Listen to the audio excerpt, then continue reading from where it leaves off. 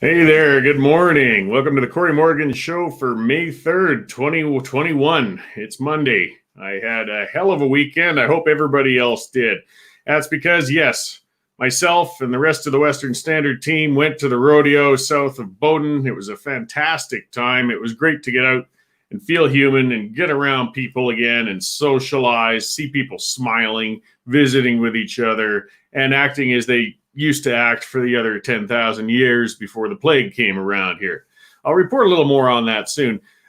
Today, I was going to have QuickDickMcDick on to talk about Bill C-10. That's where the Liberals are coming in to try and regulate our internet. They really want to stop the flow of information.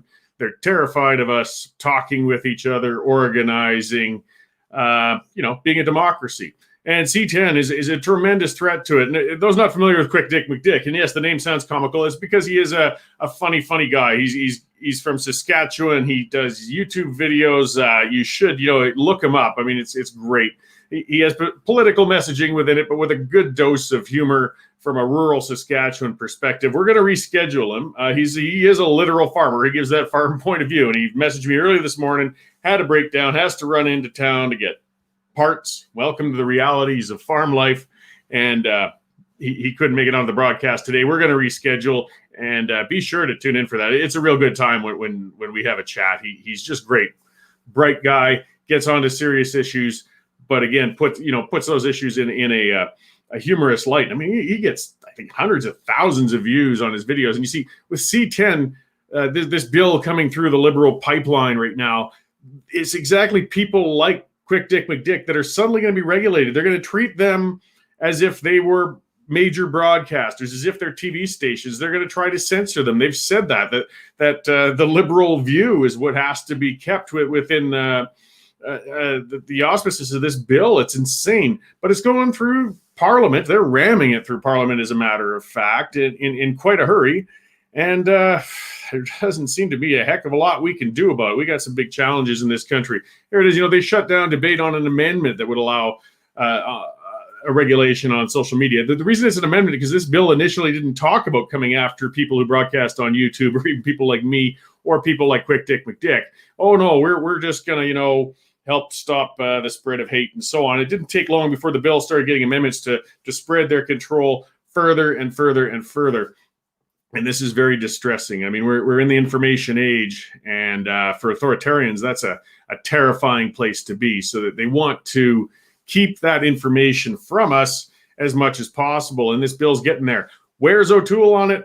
I don't know. I mean, he's criticized it, but as with everything so far, he's been pretty ineffective, I'm afraid. This is a good wedge issue. I mean, there are some people who are left of center who are concerned about this bill too.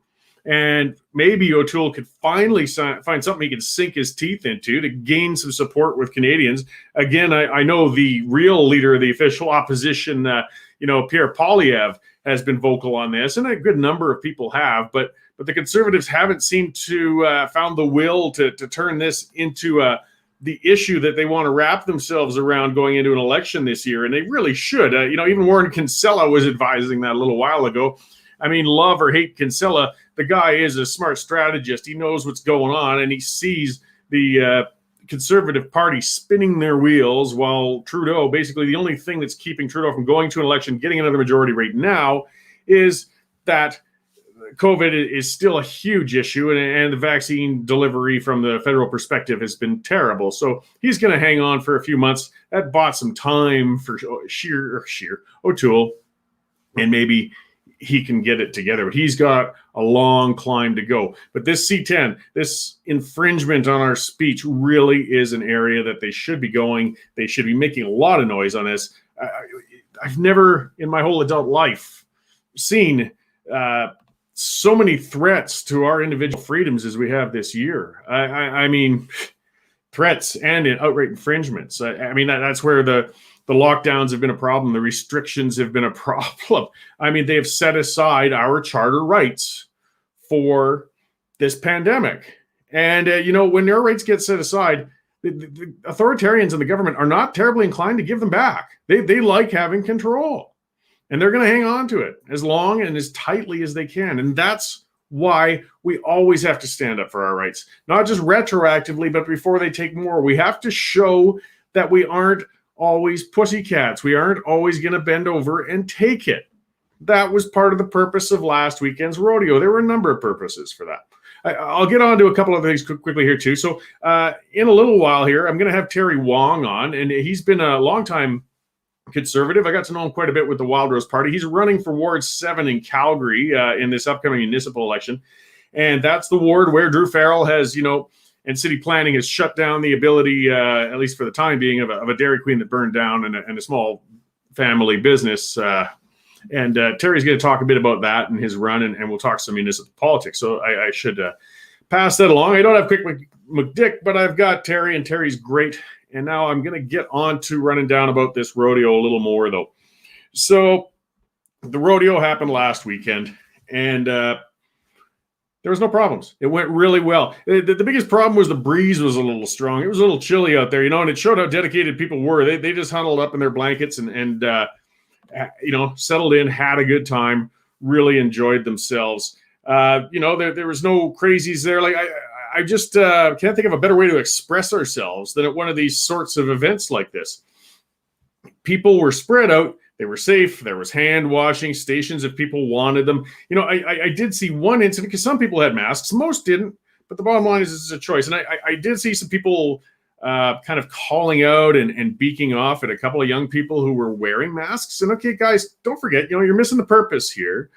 It's about choice. And if they feel more comfortable in a mask, then by all means, don't harass. The bottom line is you choose not to wear one. They choose to wear one. So let's keep our, resistance to these crackdowns rational. Let's keep it sympathetic. We're not screaming outside of political offices or throwing rocks through windows or spray painting things or blocking traffic.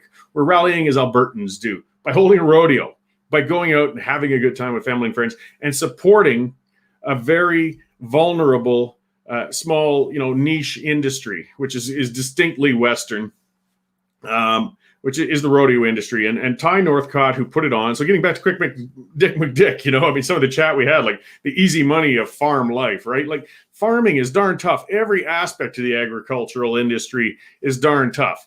And these guys are having a hard time. I mean, rodeos are, of course, an extension of that. It's guys practicing their livestock skills, and they turned it into a competitive sport, and people enjoy it. It's entrenched in the West, and people not familiar, though it's hitting the news all over today. Ty held this rodeo in defiance of AHS. He said, "I'm going ahead with it. My livestock is down to half of what it used to be. He's had to let his stock go. They haven't held a rodeo in a year." And, the funny thing was that the media tried their hardest to pretend it wasn't happening. That they wouldn't cover it. They wouldn't talk about it. The only ones that really were covering it were the Western Standard, and some others, Rebel and other outlets reported on it a bit. But for the most part, they pretended it wasn't there. And then shortly before the rodeo got here, there was a report that it had been canceled even. Yeah, there was a radio host going on saying, "No, we've got word. This rodeo has been canceled. All the cowboys pulled out."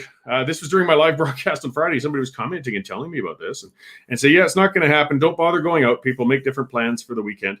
Well, I was kind of shocked. When Ty put the word out that he's holding a rodeo, his competitor list filled up immediately. Like there were loads of competitors all weekend. And I really found it hard to believe that all these guys who were that eager to sign up for a rodeo, and they knew right at the time that this is not a sanctioned thing by the Alberta government right now and Alberta Health Services, that they would suddenly pull out. No, they didn't. They didn't. And it really, again, shows why we need as many sources of media as we can get. And, so C10 coming in to crack down on things like the Western Standard, things like QuickDickMcDick, even individuals. I mean, there's been people talking about that with C10, somebody who runs exercise videos on her YouTube channel. These people are suddenly going to be treated as if they're major broadcasters, and they can be shut down. The government will pull their strings, tell them what they can do, what they can't do. We can't let this happen. We have to keep pushing back on entrenchments. So, I see some commenters talking about it. Yeah, the RCMP pulled through. They didn't intervene. A lot of people are all jumping up and down and quite upset about this. AHS came by, I think, and talked to Ty at one point, but otherwise they stayed clear. You got to remember, at most points in 2 days, 2,000 people came out to this. It was a peaceful gathering. It was a great time. And, why would you want police to go in there and create an incident? Because that is what would happen. I mean, I'm not saying these people are going to get violent with the cops or anything like that, but it would cause havoc. I mean, that's a lot of people dedicated getting out for their day. Not to mention, this was over a couple square miles. Good luck. Stopping people. What are you going to do? Block the gate? They'll go to the next gate. They'll go around the field. They'll park in the ditch. They'll jump the fence. So you're just going to cause an even bigger gong show, which could cause traffic issues and actually put people at risk. So no, they stood back. And yeah, there may be some attempts at legal action coming from this event down the road. Who knows? All the events were held. They went really well. I was just astounded, and it really helped demonstrate Ty Northcott. Like, he raises rodeo stock, he runs rodeo. This man is a pro. Like, I showed up early Saturday morning because I wasn't sure if there's going to be a blockade or what's going on. And they already had half of it set up. I mean, they'd hidden the location of this. This was a portable rodeo. This was a pop-up rodeo because they didn't want AHS and the RCMP to know where they were going to be so that they could block them in advance. And he was out there. His daughter was out there. Again, this is a family affair. His son-in-law, his wife, and a pile of volunteers and others. They set up those gates. They set up those chutes. They set up the stands around the rodeo grounds. They had all of that ready by 1 o'clock when everybody got there. Vendors got there. It was magnificent. This guy is good. And what he also proved, and what we've been hearing, one of the things he said on the last day when he gave a very emotional speech, it was very emotional. He was breaking down a couple of times in happiness. I mean, over the sheer support of 2,000 people coming out day after day to support him, to support his industry, to support his business that's been in his family for generations, that's at risk. And I think, you're still nervous. I mean, nothing was going to stop Ty this weekend. Nothing was going to make him turn back. But you freak out. You're nervous. Maybe nobody else show up. Maybe this will get shut down. Maybe we'll lose a fortune. Well, none of that happened. It went great. It was a giant turnout. There was also, there's a risk at rodeos of injuries, tragedy, things like that. There was none of that. It was done very professionally. The paramedics were there if need be. They never needed to be used. It was a really good Alberta time. Now, the media now is sure paying attention to it. They're going haywire. Notley's doing cartwheels, but what do you expect? And here's again, where we've got to push back. We've got to oppose. We've got to stand up for our rights. Jason Kenney is just kind of, I don't know what he's doing. He's going all over the place. I don't think he knows what he's doing. He's put out that letter. There's some of the irony. I mean, he doesn't seem to understand how and why he lost, and he has lost it, the rural support out here, and a great deal of support everywhere else. I mean, he did the pickup truck drive around Alberta. He wore the denim shirts. He played to be one of us. And he hasn't turned out to be. He's turning into just the same old PCs, liberal Tory, same old story. He pulled one over on us. And then to have him lecture, because he lectured in his letter and said, this isn't the cowboy way. This isn't the Western way. You can't tell us that shit, Kenny. You've been in Ottawa for decades. You obviously have no idea what the cowboy way is. And he was saying, that the cowboy way means standing up for the others. And well, that's what this is doing. It's standing up for Ty Northcott. It's standing up for the competitors. It's standing up for Albertans. It's standing up for businesses, traditions, and culture that are being lost. That's the cowboy way, Kenny. Don't lecture us on that.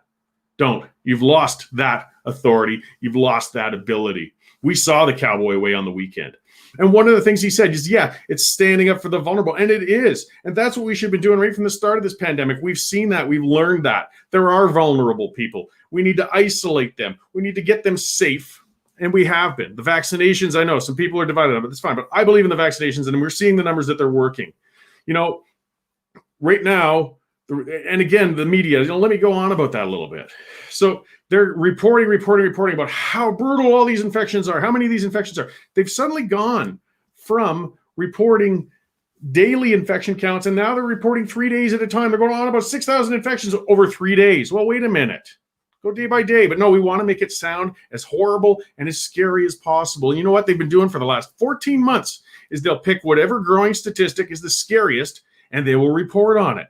If you remember way back about a year from now, when Sweden was the ones standing out, they were saying, we're not going to lock down. We're going to let people choose for themselves to stay away from each other, wash their hands, things like that, wear masks if they choose to. And of course, everybody went crazy about it. And the number one thing, do you know what they got on Sweden's case about? The death number. It was the death number because their infections weren't that high, and that stumped the experts. The experts didn't know what to say, didn't know what to do, because everybody kept saying 2 more weeks, Sweden's all dead. 2 more weeks, Sweden's going to die. 2 more weeks, Sweden's in hell. Didn't happen. Never happened. So they pointed at the deaths, because one of the things Sweden did wrong that a lot of countries did, I believe Canada did a bit of that in Quebec too, is when the plague, COVID-19 was first going around, they didn't know what to do. They were taking sick people and putting them into long-term care homes. So they put them in the absolute worst possible place they could put them. And yes, it killed a lot of people, and that was terrible. And that gave that death count that was higher per 100,000 to Sweden that people pointed to while the infections wouldn't go up. And nowadays, nobody's talking about the death count. I listened to the radio reports, I listened to the news reports this morning, and they're all talking about, like I said, 3 days at a time. They're just cumulatively adding all those numbers to make it sound as scary as possible. But they don't talk about the deaths. Why? Because there were 3 deaths over the weekend with COVID-19. Not necessarily from it, with it. And remember that with these deaths. I'm going to sound, and people call me cold for it all the time. Fine, whatever. Oh, God, I've been called more things this last 48 hours than typical. Don't worry, it doesn't bother me a bit. In fact, it just pumps me up. We've had, 2,200 people pass away with COVID in Alberta in this 14 months. It's tragic. We want to live as long as we can. That's the goal. We take care of each other. We got to start getting a little realistic about these numbers. Out of 4.4 million people in a year with this thing that we've shut down the world for, that is the death count. And as it still stands, the average age is 81, which is the average life expectancy. Predominantly the number of people, and I mean, it's impossible to tell for sure, the people who passed away probably weren't going to make it this long anyways. They were people who had comorbidities. They were sick. They were elderly. They had 1 foot out the door. In fact, if the door slammed too hard, it might have given them a heart attack. Maybe COVID robbed them of a few months, which is, hey, we want every month we can get. We want every minute we can get. But we have to really look at the bigger picture. We have to look at the whole thing. So we have isolated the vulnerable. We've figured that out. We've vaccinated most of them, and it's still moving around along. So what happened now? That's why when we've got thousands of new infections, there's not deaths. 3 deaths out of 4.4 million people. Tragic for the 3. Now, the other thing is, can we confidently say that any restrictions or lockdowns would have prevented that death? And no, you can't say that they would have. We don't know that. There's so many inconsistencies out there.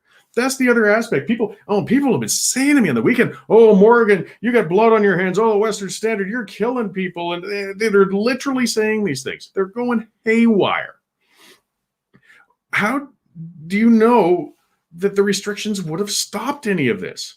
I mean, we've seen so many examples. Florida, Texas, Mississippi, down there. And hey, by the way, when they all opened up, they had far fewer people vaccinated than we have right now. Far fewer. And it didn't go badly. I mean, things were fine. The infections kept going down. I mean, this thing's real. It's going around. It's hitting people. But I think we've got a huge government vanity, this state authoritarianism, just somehow thinking we can regulate it away. We can just make a law and it will stop this virus. The only thing that seems to be effective so far is either herd immunity or vaccinations. And that's coming one way or another. But to keep punching ourselves in the economic nuts and thinking we're going to stop this thing, and without looking at the cost of these shutdowns, is wrong. We've got to look at both sides. Another stat that came out, you're not hearing a heck of a lot about on the radio, opioid addiction is up 150% in the last year. I'll give Alberta Health Services a lot of credit. If you want to go on their site, there's some great statistical tools where you can look at things and you watch the trending line of opioid addictions and overdoses. And you see it the spring of last year, right when the lockdowns began and right when the CERB began and a number of things, it spiked and it stayed up there and it's still up there. It's not a coincidence. And again, similar sort of things. I can't say that if we had no lockdowns that none of these people would have overdosed or gotten addicted, but it was definitely one of the contributing factors. So we've got to take these contributing factors into account before we start intruding on people's freedoms, their abilities to get around, and their movement. How many billions have we put out there in spending and health and everything else when maybe we should be putting it into addictions treatment, mental health? Because mental health, the pressure is being put on people. That's what I loved the most about last weekend, was seeing people smiling, seeing people socializing, seeing people gathering. That's what we do. It's natural to us. We are herd animals. We need to get together with our fellow human beings. That's why every culture on the planet has social gatherings as an intrinsic part of their being. And we did that last weekend. And no, it's not going to have a visible impact on the infections. Everybody's saying 2 more weeks, 2 more weeks. Well, when have we heard that before? Oh, yeah, when people gathered at Sylvan Lake last summer, nothing happened. In Ontario, when all those people were in that park, nothing happened. By the way, let's look at Ontario now. Oh, I know Alberta's got more infections per 100,000 in Ontario right now. Quebec had more a little while back. They had stronger restrictions. Ontario, for the most part, has had stronger restrictions than us. The restrictions don't seem to consistently have an impact. Because again, it's starting to seem like these restrictions really don't. They don't have much control. I mean, there's common sense things. If you got an infected person, you should isolate them. If you've got a vulnerable person, you should keep them away from other people, get them vaccinated, do what you have to do. But shutting down bars and restaurants isn't necessarily going to stop anything. It doesn't seem to be. What are the costs to kids? You know, they're looking at now their second year of lost sports. This is part of their development. It's part of their life. Everybody who's watching this, I imagine most, if not all, are adults. You know how the time passes faster as we get older. It really does. When you've lost 2 years, when you're 10 years old, 12 years old, 20% of your life is in lockdown now. You've lost that youthful opportunity to take part in sports, children's social activities. These are developmental times. These kids, you want to talk about long-termers? That's what we're going to get, long-term mental health effects from a generation that's grown up in this screwed up time when they haven't been able to do the social outlets, the physical activities, the learning opportunities that they normally would have had. Like, we've got to look at the whole thing. People are really screaming. I'm listening to some morons, and they are morons. We got to do like Australia, New Zealand. We should just do a solid month, just literally lock down, put people in their houses, chain those doors, deliver food, make them stay in the house. Are you guys insane? Actually, they are. They've got this imaginary zero risk thing going on. Look, we are not a tropical island somewhere. We can't do that. It's not going to work. It'll cause a hell of a lot of damage, but it's not going to work. But let's get to some other things. It's been 14 months, 14 long, miserable months that we've been warned. And it's funny, the deja vu we're seeing today when they're saying we've got a lockdown to stop from overwhelming the hospitals. Well, what the hell's going on? You've had 14 months to get ready. How is it that 155 people in the ICU is bringing us to the brink of overwhelming our hospitals? Again, supposedly. Out of 4.4 million people, what do we got? A few hundred hospitals? We brought in those emergency hospitals, didn't we, with the ICU tents and whatnot? 600 people in the hospital. This shouldn't be overwhelming our system. If we, in spending the billions we have in this last 14 months, haven't upgraded our hospitals to the point where we're not that bloody vulnerable, what are we doing? What is going on? We got some serious problems. And you know, it's funny that brought some of the vitriol and the people who were howling, and they were going insane on social media this last weekend. I think a lot of it is envy. It really is. They're miserable. They're in their houses. They're locked up. Fine, that's your choice. And they hate it. We all do. And they're seeing other people enjoying themselves. And they can't stand that. It's not worrying about their fellow neighbors. It's not risk of others. They just can't stand to see other people enjoying life while they're miserable, curled up in their apartment somewhere. Well, too damn bad. Too damn bad. Stay in your bunker. Hide. We're going to get out and live. And we have to push back. And remember, so we've got Notley, who wants to bring in the insane, crazed, overwhelming lockdown. We got Kenny, who's run away. I don't know, this closing the legislature. That's another bizarre action on his part. I don't think the legislature would have been a super spreader event. I mean, from what most people are gathering and seeing, he just doesn't want to get in the middle of the shitstorm right now. Don't blame him. He's not in a good position. He's tried to play both sides, and he's basically pissed off both sides. He's failed. But again, getting back to the social media lunatics, hey, I'm one of them. But, you know, they're calling for, too, everybody who was at that rodeo should have their health care denied from them. If they show up at the hospital, they shouldn't have it. Oh, okay. Okay. So, I mean, will this apply to people in organized sports then too, contact sports. Well, not that we're allowed to do them right now anyways, but where do you stop with this? Do people who eat fatty foods, people who are obese, people who speed? You know what? I'm not wholly against this conversation. If you guys really want to start having it, a private system where people can choose their own insurance and pay based on the risks they take, I'm okay with that. Is that really what you guys are asking for? I mean, hey, the bottom line is we're in a socialized system. I have no choice. I have nowhere else to go, and I have to pay for it. I have to. It's not free. Don't use that stupid free word with our health system. It's not. We pay dearly for it, a lot for it. So kiss my ass. You're not in a position to tell anybody that they are not entitled to treatment if and when they need it when they come in, even if they attended a rodeo.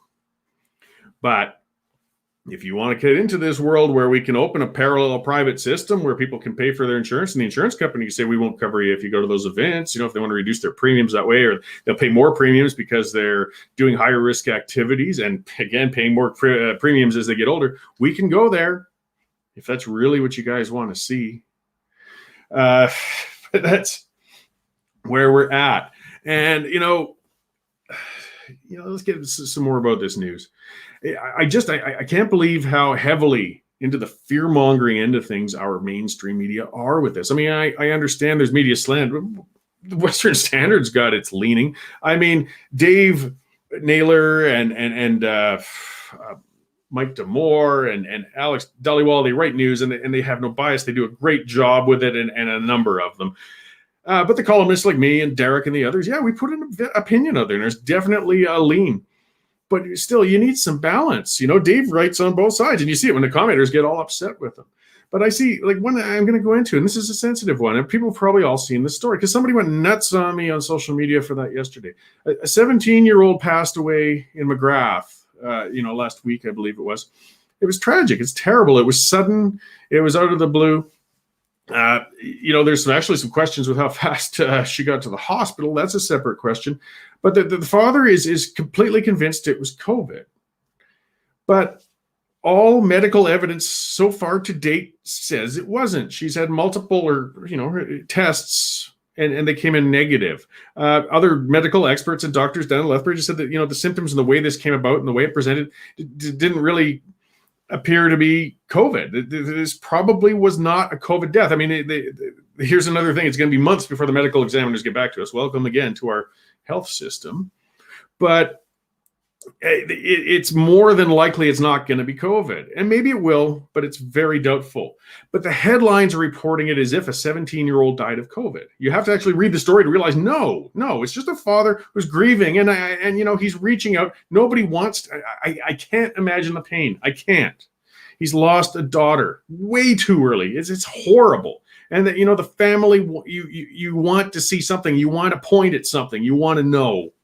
So they've convinced themselves that it's COVID, and they're going out there, and I'm not faulting them for that. What I'm faulting is the media presenting it, though, as if that anecdotal pointing towards this tragedy equates a COVID diagnosis, and it doesn't. So, but they're so eager to try and spread the fear and make it sound like, yes, young people are getting infected and dying from this. They aren't. Okay. If you're under 60, and you're healthy, your chances of COVID harming you are minuscule. They're tiny. They're minute. That's a reality. That's something we've learned in 14 months of this. That's something we're really lucky for. Look back on the Spanish flu. If you read up on it, it's quite interesting. The Spanish flu actually spared the elderly quite a bit for some reason and really hit the young, which was far more devastating. I mean, as well, they were producers. These were people trying to keep the economy going then, and it's killing them. This is nothing like that, and we're fortunate for that. So let's report on it like that. Cut it out. Quit pretending that a 35-year-old healthy person might die of COVID. They got a better chance, literally. This isn't theory, literally better chance of getting hit by a car.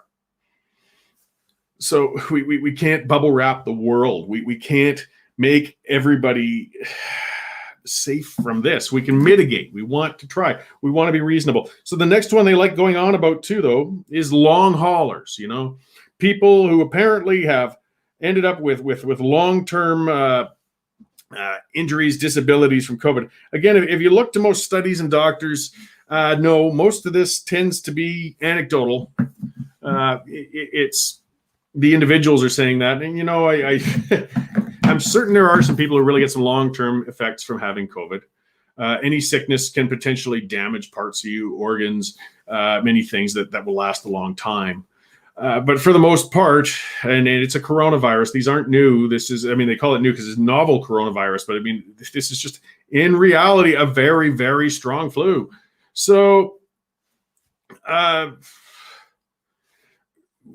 what happens when you get a flu, you tend to recover. If you get a really, really bad flu, it might leave you with some long-term effects, but this is minute. But again, the media is treating it as if this is real because they want to keep everybody scared. Well, and that's what they're screaming at now. 3 people passed away on the weekend. So, but they can't have that fear factor, so they don't report on it. And then they point out, well, people might get permanent injury out of it, though. So we've got to be scared of that. It's fear, fear, fear, and without basis. Let's please try to stay rational here. This is real, but we're going about it in an irrational way to try and cope with it. I'll close with one other thing. Like, what on earth was with the emergency alert the other day? Things are going well, but what was the point of that? Like, you guys, this is giving me that feeling of a government in panic. Oh my God, things are getting out of our control. And I don't think it's getting out of the medical control so much as out of political control. So I don't know, what are we going to do? That's a lot of what the problem is right now. Everybody's screaming for the government to do something. And the government is doing something for the sake of doing something. They're doing something to look like they're doing something. The last thing any government leader wants to say is, I can't do anything about it. Because, people won't accept that. Maybe that's a bit of our attitude we've all got to learn a little bit, is not to be so dependent on government and expect government to be able to fix everything for us all the time. They can't. But that's where we're sitting. I've gone on enough about the rodeo and the COVID and the rant for now. Terry's with me. So we're going to pivot a bit and talk about an issue in Calgary, and we've got some serious economic challenges coming. We're in the midst of some serious economic challenges. Our businesses in the city of Calgary have really been dealing with some challenges and problems long prior to the COVID, unfortunately, or the COVID just adding on top of the whole mess. So I'm going to bring Terry in here. There we go. How you doing today, Terry? Morning, Cory. How are you? Very good, thanks. Can you maybe get your mic a little closer? You're a little bit faint. How's that? Oh, that's good. That's good. Thanks. Not everybody's, hollering and bombastic as much as myself. So, but thank you very much for joining me today. So just to confirm, like as I said at the introduction of the show, too, I've known you for quite a long time. We've run together in some political circles over the years and crossed paths many a time, especially when I still lived up in North Calgary there. You've recently announced that you're going to be running for Ward 7 in this fall's municipal election. That's right, Cory. I filed my papers last Tuesday. It was accepted, and we are go. Okay, and then for people who aren't familiar with Ward 7, that's sort of an inner city one. It's central Calgary, covers, I think, the north end of downtown and then up to the north end of Center Street a ways. It's established, developed neighborhoods. It's a ways from the suburbs. It's been held by Drew Farrell for over 20 years. Councillor Farrell is unapologetically a very, very progressive person. So she's represented the left quite adequately, I guess, for a long time there. She's not running again this fall, so there's an opportunity for change. The main thing that got us chatting recently, though, was an event that really, I think, kind of demonstrates and highlights a lot of the problems going on. People read about that, and this is still waiting on appeal. So there was a Dairy Queen that burned down, and a family that's trying to rebuild, and the city is doing what it can to hinder it. Can you kind of lay out that story on what happened there, Terry? Sure. Back in October 2019, you're right, the Dairy Queen burned down as a result of an electrical malfunction. Consequently, the owner of the property filed for an insurance claim, and they were awarded that claim last year. Subsequent to that, of course, then they approached a developer to say, we want to rebuild the Dairy Queen, and the developer worked with the city to do that. Through the discussion process, they said, we want to build again a single-story Dairy Queen, but again, there's the previous Dairy Queen was built in the early 80s, so the architecture and the Dairy Queen guidelines said you got to do more modern approach. And they talked to the city about that. The city said, yeah, you can build it, build on existing footprint, and do that. You could do it on existing building permit, but because you are your Dairy Queen has 2 driveway entrances onto Center Street, we would like to reconsider that largely because it's designated as a future BRT and ultimately an LRT zone, and would you reconsider that? On top of that, there's a number of other things that that they had to look at from a building design perspective. So the net result is they accommodated, as I understand, the city by saying, okay, we'll close the driveway and we'll have the driveway off the side street, but that changes the orientation of the building, and as a result, it changes the orientation of the drive-through. The city said, well, on top of that, this is also a future main street, and this future main street would like to have a higher density, and would you consider building multiple stories of this building and with mixed use and this and that. And they said, well, again, the owner of the property is an 88-year-old retiree, saying, I'm not in the business of doing that. My daughter and I are in the business of just servicing the land as a Dairy Queen and operating. So needless to say, it went forward, and the development authority at the city rejected it, saying no, it doesn't meet our aspirations, our future needs. Consequently, the owner filed an appeal with Subdivision Appeal Board, which is where it's at now. And so the owner, the developer, are the appellants. The side family, which is the franchisee who operates the Dairy Queen, is without a business to operate, without a franchise to operate, and without basic income to support themselves. So they're left in the dust, so to speak, waiting for this judgment to be made.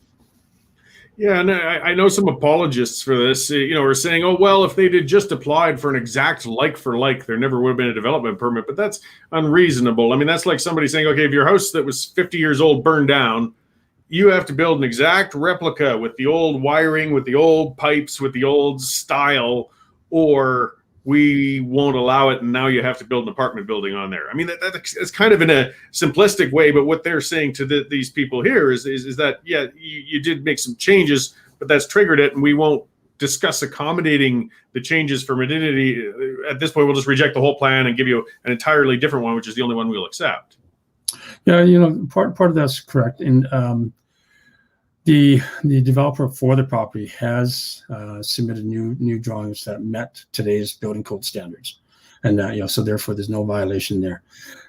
Again, if they built on the same footprint and used the driveway, technically there's no violation there.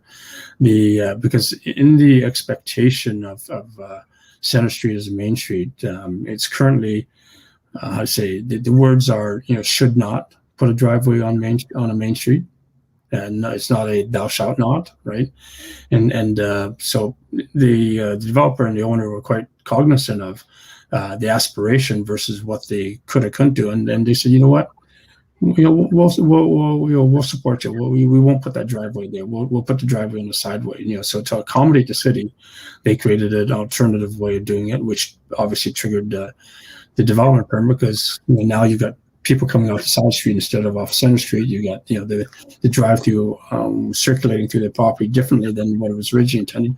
So yeah, a development permit had to be put in place, but only because they weren't allowed to build the drive-through onto Center Street.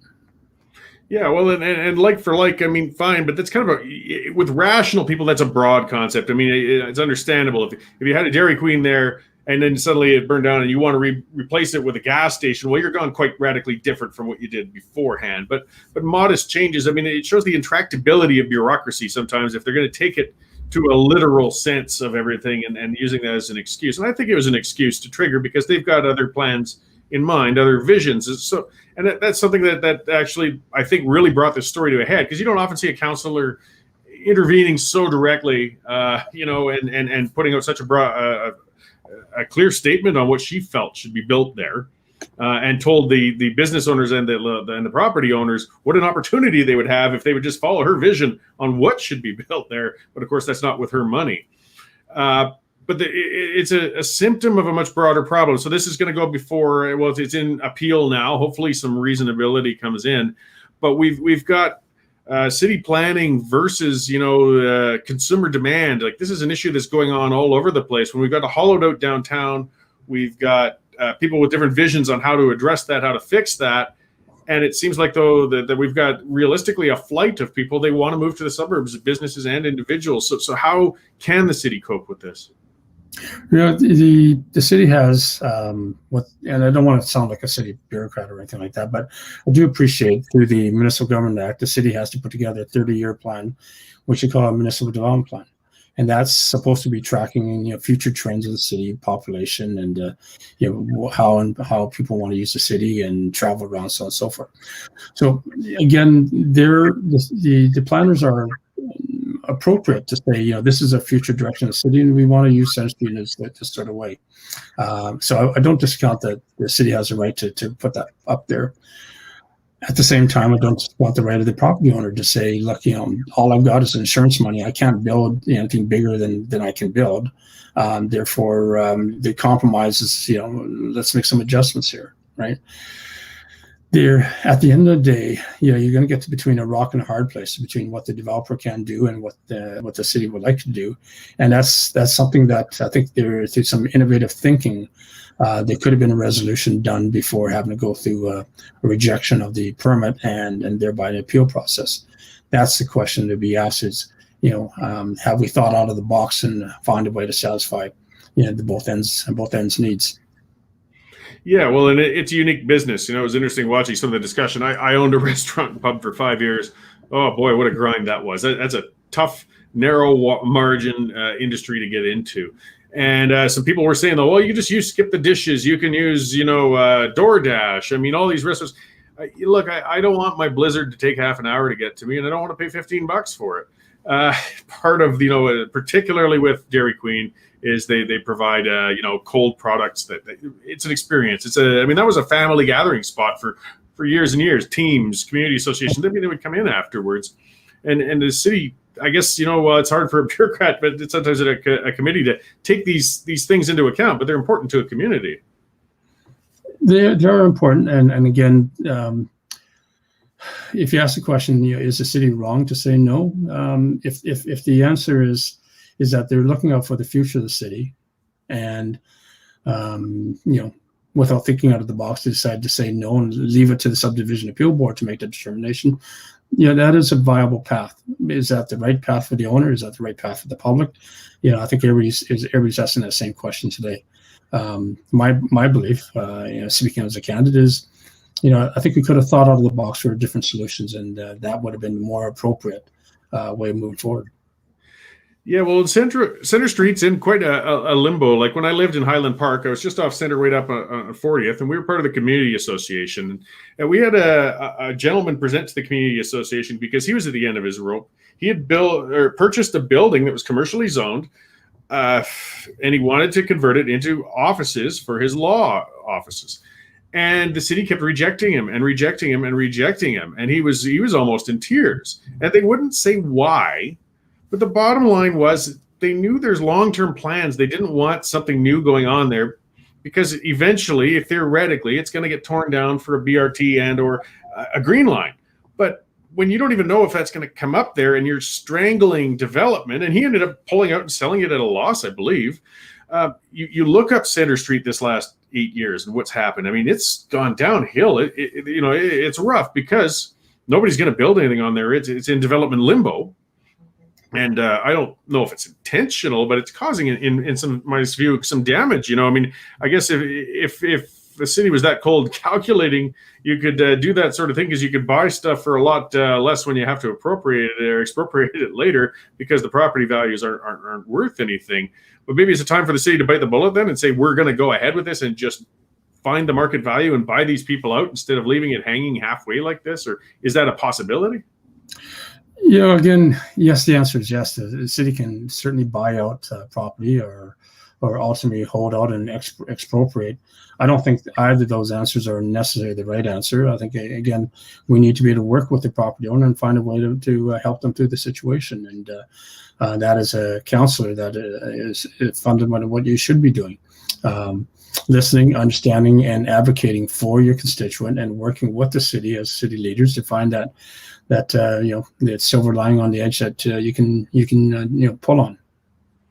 Yeah, so pulling away from this issue specifically, but it's still in the broad sense as you're running for council this fall. One of the big ones is and they're in, I believe, right now in camera meeting on it is the Green Line proposal, that mega project, $5 billion ever shrinking Green Line. Mm-hmm. Where do you stand on that? Like it's getting controversial that whether or not we could afford it, whether or not we need it. The downtown at this point is in such distress. Do we really need to be at this point, anyways, bringing more transit access to it, or should we get it done while we can? Where are you sitting on this? So that's a complicated question because there's many different levers, and you pull one lever, the other lever goes the other direction, that sort of thing. So what I'll say in a personal position is, I believe that the citizens of Calgary, residents of Calgary, need to be able to get around Calgary effectively and efficiently, whether that's by using a bus, using a train or BRT, or taking their own car or bicycle. It's their choice how to get around. From the city's perspective, though, I often say that your tax dollars is the city's public purse, and they have a responsibility of protecting the public purse to the best way possible. So a lot of it gets around to prioritizing where you spend the money, making sure you exercise good due diligence in doing that, and once you do it, exercise the best, most efficient way of procurement or building it yourself. So those are three fundamental things as to what government should do. However, 9 times out of 10, you're thrown a curveball, and a curveball being the downturn of the economy, the pandemic situation, the office vacancies. People are now getting accustomed to working from home. So as the scenario changes, you have to pivot and change accordingly. And I'm hoping that today's council meeting is exactly that, understanding all those changes in the environment that will ask you, how do we pivot? How do we pull the levers differently this time around, as opposed to sticking to the guns on something that was conditioned for a different environment.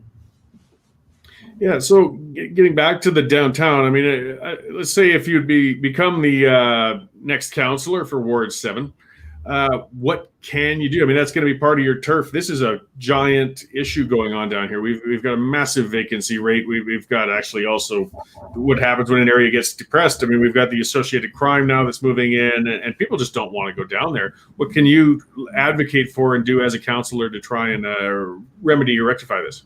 Sure. Well, let me just go back to the Green Line. One of the things about the Green Line is it is really, if put in place properly, it can eradicate some of those issues you're talking about. Right? In other words, if people can get around as opposed to being stuck in the downtown core because they can't get to a job or can't, then I think we do need to provide transit in there.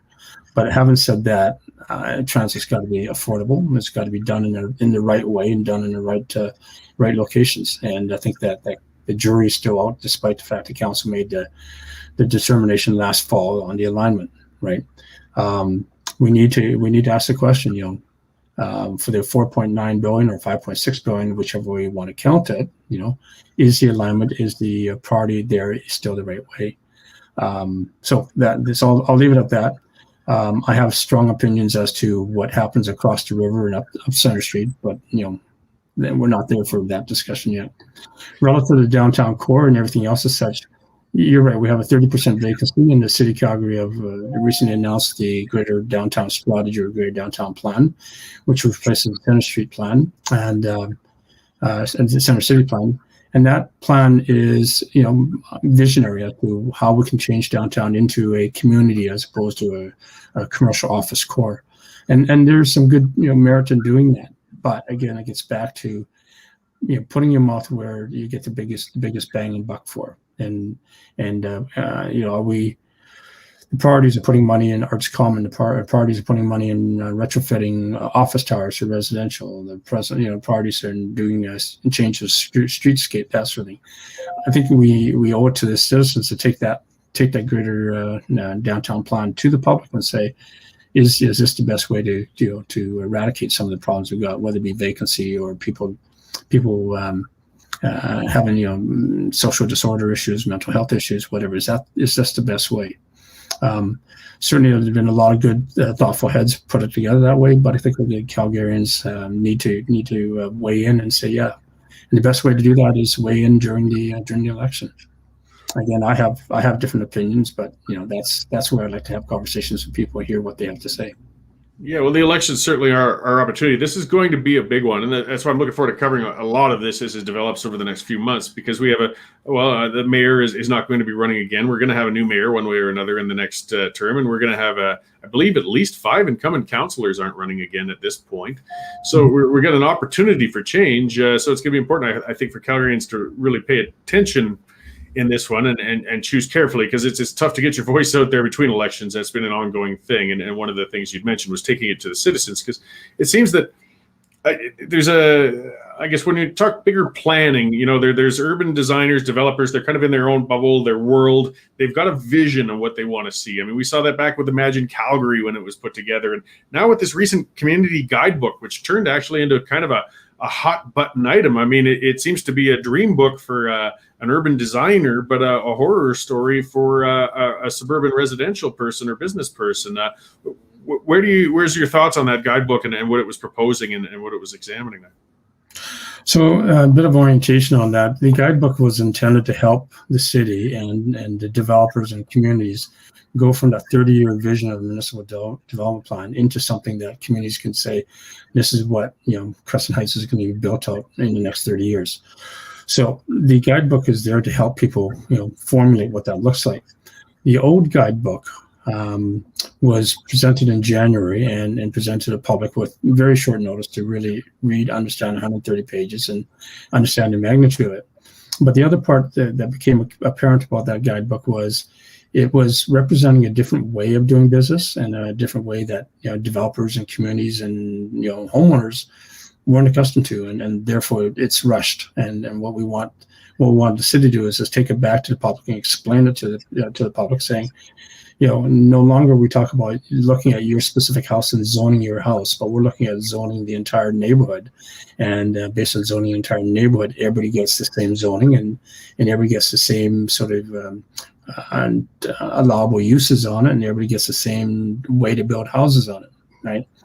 And in a lot of communities such as Crescent Heights, there is uniqueness, there's character, there's a lot of heritage and contextual balance that needs to be preserved there. And so having a blanket approach, could erode what we have there. And that's why we want to take it back to the public and say, is that what you want? Do you want vanilla sort of use and construction in Crescent Heights of a community that's 90 to 100 years old?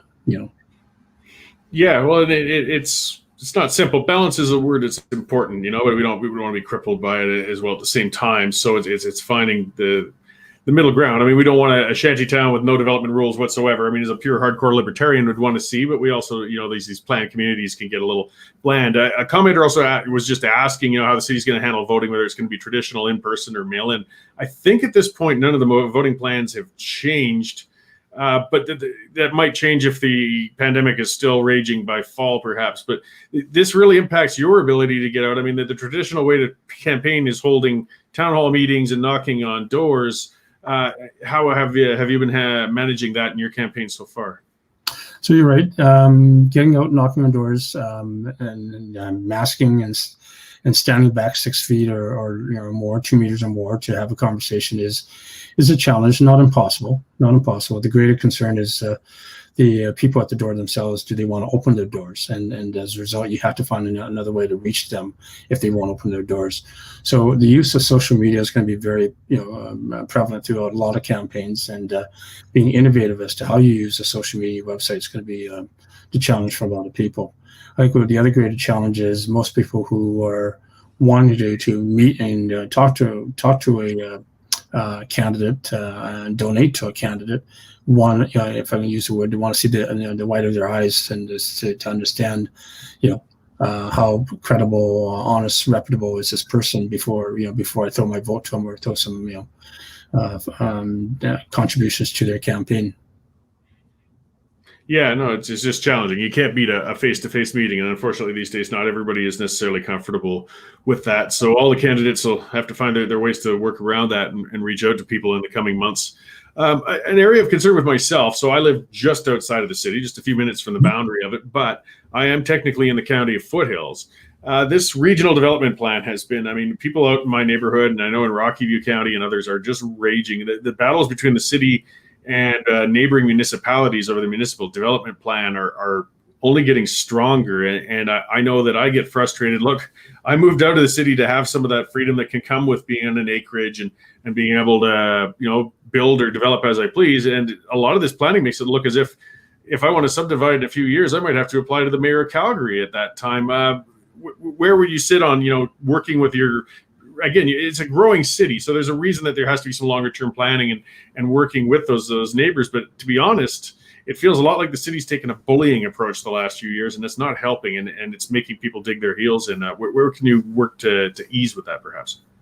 Yeah, that's been a constant challenge in the 40 years, and I think your listeners need to know that I've worked for the city for 30 years prior to retiring in 2014.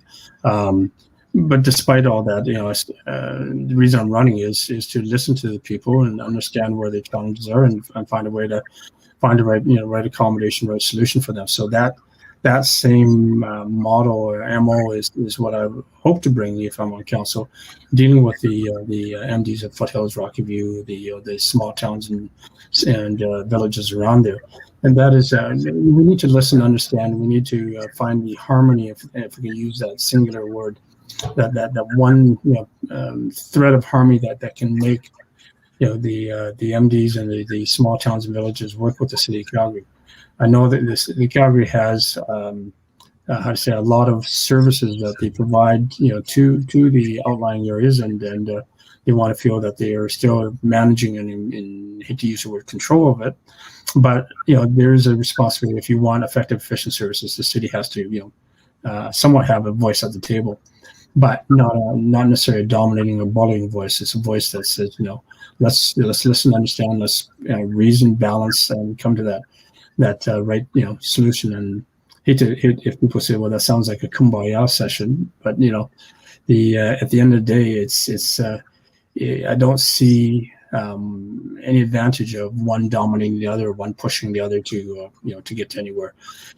We're a stronger voice if the regional municipality, Calgary, and all the other municipalities around us work together, and then they're able to speak in one voice and dealing with the province, because a lot of where the city and the towns and villages get their authority from and get their funding from is from the province. And the more unified we are and the more strategic we are, I think the stronger our region will be.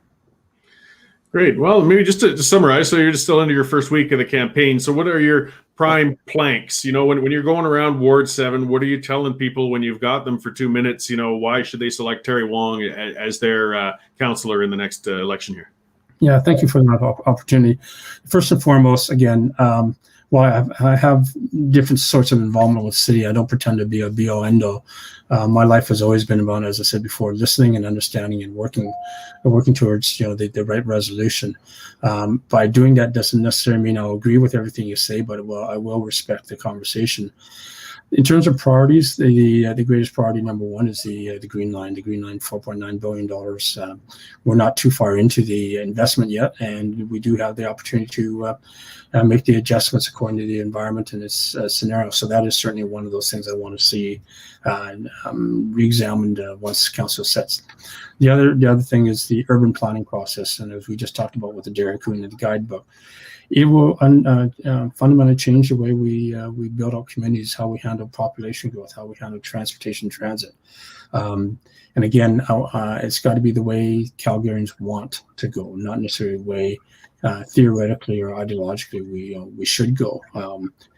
And part of that statement also goes to say we don't always have to be the global best, but we have to be right for Calgary, And there's a number of undertones in what that means there, and we'll go into those undertones in a moment.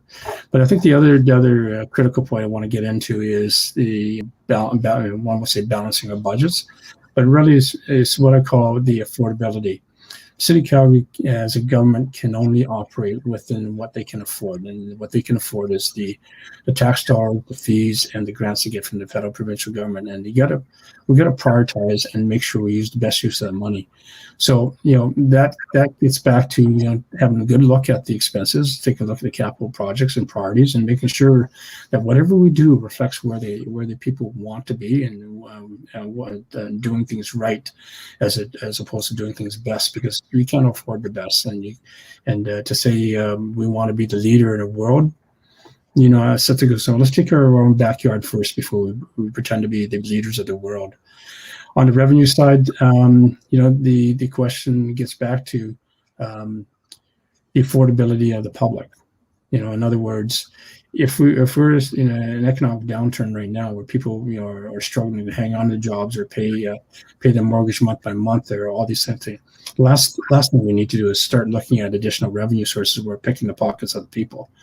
We need to ensure that that the revenues are affordable to the citizens and balanced to the appropriate expenditures that the city has. If that means we have to hold the line for a year or 2 years, then that's what affordability is all about. Match with affordability is value. That whatever we spend your tax dollars on, we get the greatest value for you. There's no waste. There's no pet projects or anything else, except it is what you want, your priorities, and we'll spend the money there. Well, that's great. And something that people just underestimate too much. I mean, our municipal government is our closest level of government, and it's the one sometimes we pay the least attention to, and we really should stop doing that. It impacts us very directly. Our electoral turnouts can be, unfortunately, very embarrassing sometimes when it comes to municipal elections. So, as I said, this is going to be a turning point election, I think, on a number of levels due to just current challenges going on, a large turnover of people in City Hall. It's a good chance for people to get out and get the representatives that are going to represent their views out there. So I really appreciate you coming on and sharing that. I'm sure we're going to be talking again over the coming months. There's still a good few months before voting day, and the campaign will keep heating up. So where can people find more information about you and your campaign, Terry? Sure. The website is terrywong.ca, very straightforward. And similar, if you want to reach me, just send an email to terry@terrywong.ca. And both ways we'll be to answer your questions. Great. Well, thanks, Terry. I'll let you go, and I'm sure we will talk again sometime soon. Cory, thank you, and nice to see you again. Yeah, you bet. Okay, so that was Terry Wong. And yeah, there's a lot of big challenges going on in municipalities. A lot of these, you see the news out of Edmonton and such. If I got Edmonton listeners, or even Regina, it's the same everywhere. These same things. We get these urban development views, these bike lane infatuated, urban density infatuated designers and councilors and mayors, and they ignore what the actual people on the ground, the people who have to live in it, the people who have to pay for it. They ignore them. They find every way to force their vision through, their view through. Carol Carra is a beautiful example. I believe he considers himself a developer, but nobody's actually managed to accept one of his developments yet, I believe. These guys have an ideology, but they reject reality. But that's up to us. I mean, once we put in these incumbents, we don't put them out of there. Drew Farrell, she's been in 20 years. I mean, the last 10, she never won with over 50%, but 20 years for a counselor to sit in there. Guys, we've got to wake up and pay attention to these things. If you put them in and then never follow up and hold them accountable, well, it's a guarantee that you're going to get bad governance. You're going to get bad candidates. I mean, this happens on every level of government, but we're particularly guilty when it comes to the municipal ones. We really are. And it's like I was saying at the end with Terry, this is the government that's close to us right now, and you really want to watch for it. I mean, they tax you hard. They impact your neighborhood. They impact your real estate. Watch the election. So yeah, we're going to cover as many candidates and issues as we can in the months to come. Term limits, some people are mentioning that. I'm mixed on term limits. I really am. I mean, on a personal level, I wish politicians wouldn't make a career of it and they would just put in a couple of terms. We see that so often. Like, how many even good politicians go out with a foot on their ass because they didn't know when to leave? Ralph Klein at the end. I mean, his first 8 years was fantastic, and he was winning. Again, despite all the doomsayers, when he was doing cuts, when he was getting out there, he was winning larger and larger majorities. And then towards the end, the support was dropping, it was fading, and it was kind of his own party at the end that pushed him out. I mean, such a historic premier that he was, and he would have been much better remembered if he'd left 4 years earlier, right? But at the same time, term limits are up to us. If you're going to be purely democratic, if we'll get off our butts, we fire these guys every 8 years, But if a guy can't get, or a gal, or whatever these days, their agenda in or what they want to do in 8 years, again, to go back to Klein, the term was fire in the belly. It's time to step aside and let someone else do it because the fire's going to start burning out. Jean Chrétien had the same thing. These guys leave with their own parties, feet on their butts, and it's not the best way for them to go out. So you can kind of save them from themselves a little bit with term limits as well. But hey, I mean, who knows? You might get a brilliant leader who comes on and everybody loves this person and wants them in for 12 years. Well, if we're in a democratic society, shouldn't we be allowed to keep them for that long? It's a tough area. If we would just pay attention more in elections, and if we would get out to vote more in elections and get out to vote differently more often in elections, I don't think we would need term limits. It's up to us. That's the great thing of democracy. And our democracy's at risk on many, many other things. I mean, one thing that was pointed out was, mail-in ballots. That's, the vulnerabilities that start coming when you start messing with the electoral system. That's vital. And again, we've got to pay attention to that. And the last Calgary election was a gong show.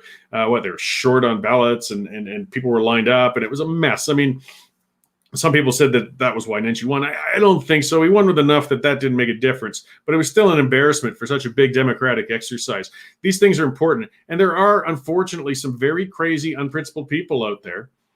The best means for elections on any level is to get people to come in person, and yes, with identification. ID is not racist. I'll say it again. ID is not racist.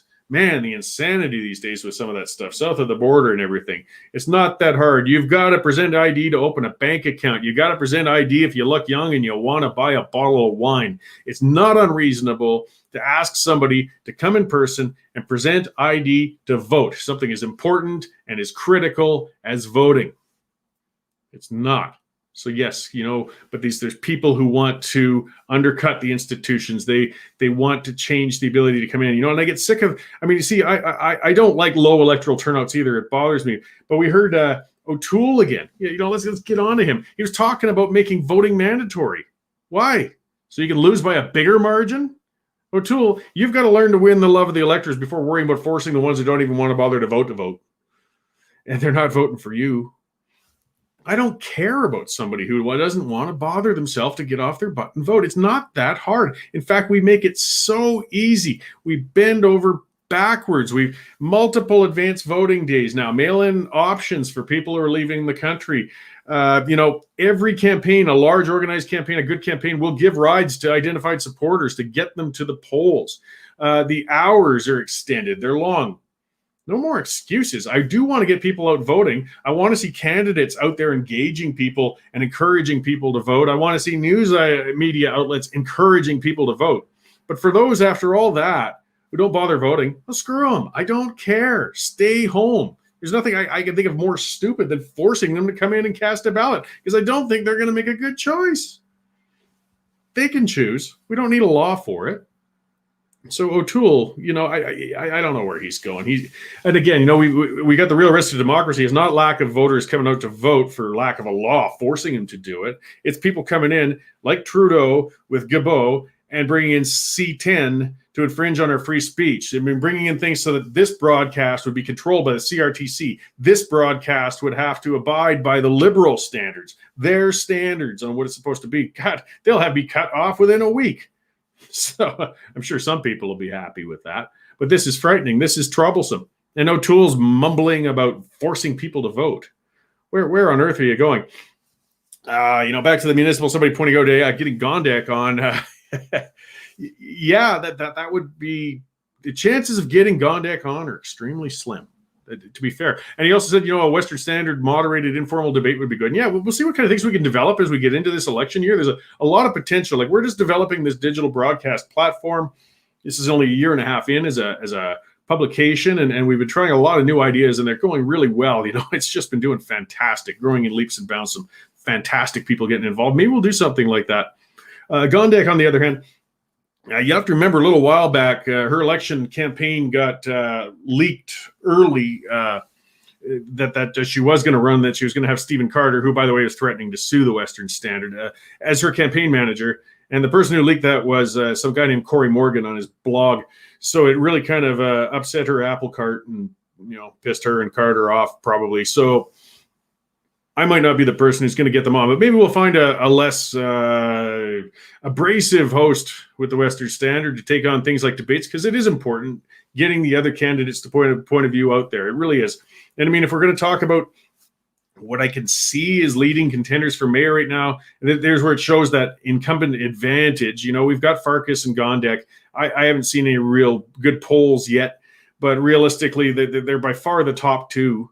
There's that other gentleman, Brad Field. He's got a lot of advertising out, and he's a visible presence out there. I think he recently released a bit of a platform, but he's still not quite registering, I think, with a lot of voters yet. But it is very early in this campaign yet. So, we'll see what develops out of all of these mayoral candidates. And we'll give time to the ones. Look, I mean, for mayor, with no mayor running, there's probably going to be 15 or 16 of them running. That happens just about every time when an incumbent steps aside.